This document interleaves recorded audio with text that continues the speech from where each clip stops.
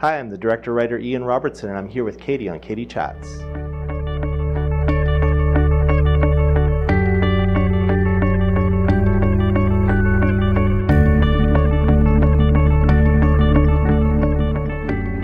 Hi, I'm Katie Allman reporting for Katie Chats here in downtown Toronto with writer-director Ian Robertson.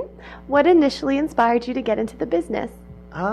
Probably like a lot of people my age, Star Wars, going to Star Wars with my dad at the old Pantages Theatre on Yonge Street when it was an old movie theatre, the Cannon Theatre, I guess it's called now. So, I'm sure it's a huge benchmark for my generation. And then just making little films as a kid with my Lego, and then just sort of kind of, snowballed into a career, I guess, from there. So.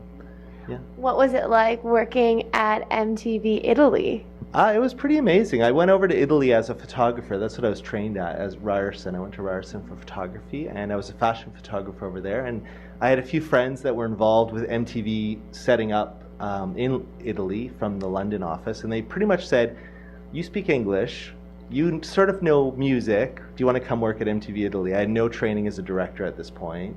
And so I had to teach myself, and like everything, you sort of do it once to prove to the higher-ups, and they said, oh, you can do it. And it got picked up by this international magazine in London as sort of one of the top 100 spots of the year.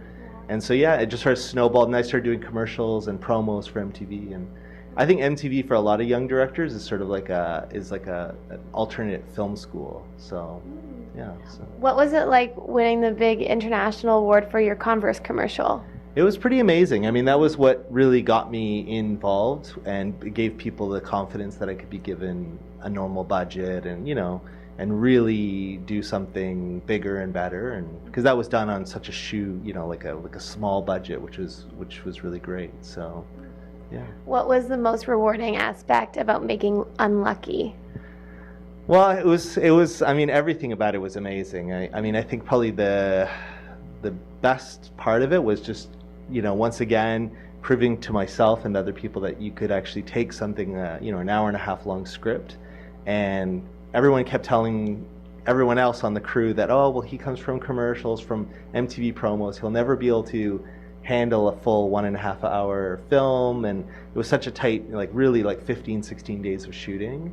And we did it, and we came in on budget, and I think we came out with a really great film, and it showed at the Montreal Film Festival last year, which was great. So.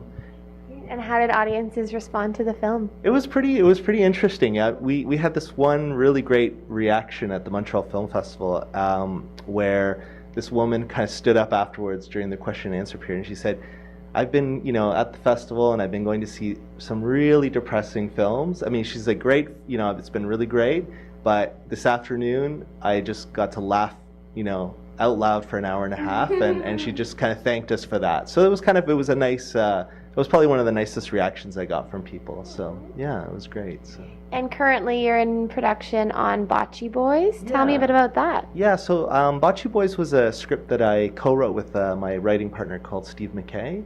And it's based on a story that he had about playing bocce, which is sort of like an Italian lawn bowling, that we play with a bunch of old Italian guys in Little Italy here in Toronto. And so they're all just characters. All these old Italian guys seem to have a little film, about them already made, in our minds. So we just decided to make this film about a guy who ends up driving an old group of bocce players from Little Italy in downtown to a suburban bocce tournament. And it's sort of a road trip that should only take about 40 minutes, but it takes all day. So it's sort of like all the hijinks and the craziness of that. So a little bit like a Little Miss Sunshine mixed in with a Silver Linings Playbook. So it's really good. So.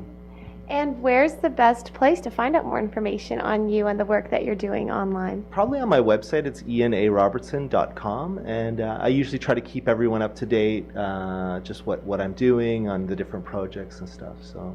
Yeah. And you also have an animated series coming up too. Yeah, we have an animation series that's in development. It's called The Unbelievables, and and it's a lot of fun. It's sort of it's a whole other genre that I'm dealing with, but I get to sort of stretch my wings a little bit on the writing and character development, and I'm working with that with Steve McKay, my writing partner, and Chris McCulley, who actually wrote Unlucky. So it's kind of nice to be able to, we tend to kind of a nice family of people that you like to work with, and try to work with them over and over again, because that's where you just, you have that comfort factor, which is really nice. So.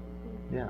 Well, thank you so much. Congratulations on all your work as a director and now as a writer. And best of luck with your upcoming project. Thanks a lot, Katie. It was great talking. I'm Katie Allman reporting for Katie Chats here in downtown Toronto.